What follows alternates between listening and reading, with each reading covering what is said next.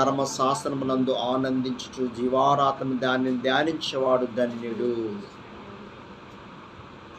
ఇప్పుడు మీకు ఒక ఎగ్జాంపుల్ చెప్తా.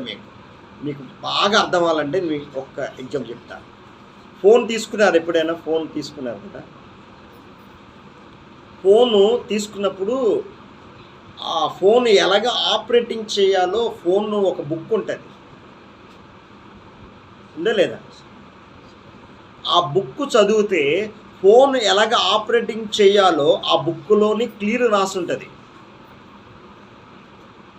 ఆ బుక్ చదివితే ఫోన్ ఎలాగ ఆపరేటింగ్ చేయాలా, ఎలాగ ఆన్ చేయాలా, ఎలాగ సెట్టింగ్స్ ఉండాలా, ఎలాగ వీడియో తీయాలా, ఎలాగ చేయాలా ఆ ఫోన్లో ఒక బుక్ పెట్టాడు. అలాగే మన జీవితాన్ని సరిచేసేది, మన జీవితాన్ని నిత్య జీవనకు నడిపించేది ఆ బుక్కే ఈ పరిశుద్ధ గ్రంథము, ఆ బుక్కే ఈ హోలీ బైబుల్, ఆ బుక్కే ఈ పరిశుద్ధ గ్రంథములో పరిశుద్ధాత్ముడు 66 పుస్తకాలు అనేక ప్రాంతాల్లో ప్రవక్తుల ద్వారా రాయించాడు, సేవకుల ద్వారా రాయించాడు. ఈ బుక్కు దేవుడు రాసింది, ఇది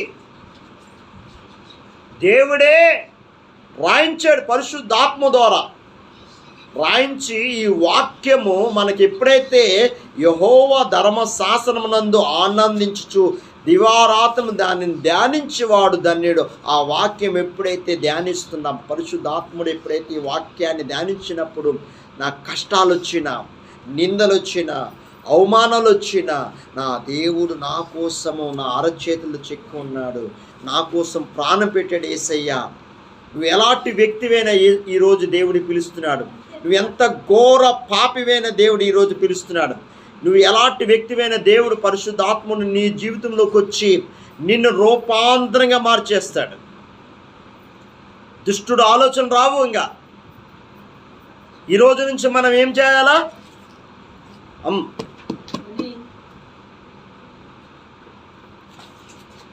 ఏం చేయాలా? ఇవన్నీ రావాలంటే ఏం చేయాలా? సాధన చేయాలా? సాధన. ఇప్పుడు మంచిగా ఉండాలంటే ఏం చేయాలా? సాధన చేయాలి కదా. రోజు బైబిల్ వాక్యం చదవాలా, రోజు ప్రార్థన చేయాలా. ఈ సాధన చేసినప్పుడు, ఈ వాక్యం చదివినప్పుడు కొంతమంది గడగడగడలా చదువుతారు, ధ్యానించరు, దేవుని వాక్యం ధ్యానించరు. చదివేసి చదివేనయ్యారు